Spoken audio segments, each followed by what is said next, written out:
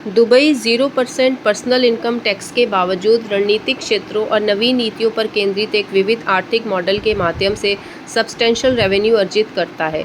Dubai की income का एक प्रमुख स्रोत इसका वैल्यू एडेड टैक्स है, जिसे 2018 में 5% की दर से लागू किया गया था। यह टैक्स अधिकांश वस्तुओं और सेवाओं पर लागू होता है और सरकारी रेवेन्यू में महत्वपूर्ण योगदान देता है।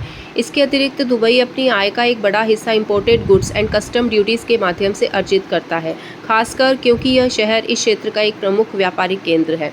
सरकार licensing, visa processing, business registration, real estate transactions और टूरिज्म रिलेटेड परमिट सहित विभिन्न सेवाओं से भी भारी शुल्क वसूलती है। ये प्रशासनिक और नियामक शुल्क आय का एक स्थिर और आवर्ती स्रोत है। दुबई का फलता फूलता रियल एस्टेट क्षेत्र में इसमें प्रमुख योगदान देता है।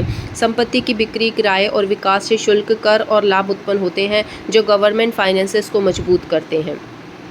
दुबई को टूरिज़्म से भी काफ़ी फ़ायदा होता है। दुनिया के सबसे ज़्यादा देखे जाने वाले शहरों में से एक होने के नाते पर्यटकों के आने से होटल में ठहरने, मनोरंजन, खरीदारी और विलासिता के अनुभवों के जरिए रेवेन्यू प्राप्त होता है। पर्यटन क्षेत्र को हवाई अड्डे के संचालन, शुल्क मुक्त बिक्री और परिवहन सेवाओं से भी मदद मिलती है।